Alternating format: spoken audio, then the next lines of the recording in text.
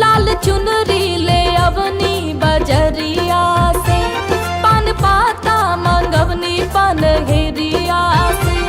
हम अड़उल के माला बनवले बानी, हम अड़उल के माला बनवले बानी। माई पूजा के थाली सजवले बानी, माई पूजा के थाली सजवले बानी।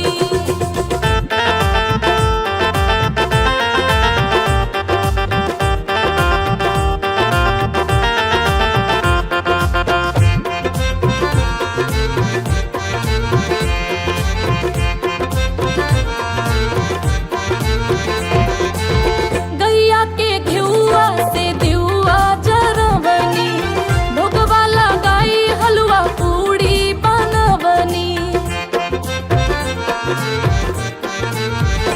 हो गैया के घिउआ से दिउआ जरवनी, भोगवा लगाई हलवा पूड़ी बनवनी।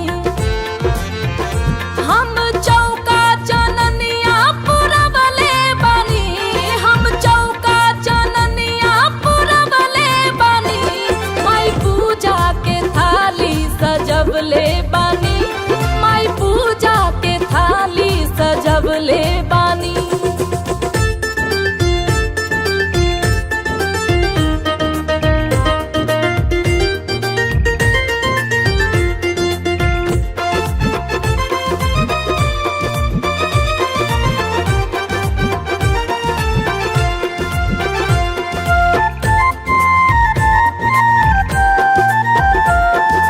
मेवा पच मेवा मिठाई मंगवनी, ए माई मनसा के कलसा बिठवनी।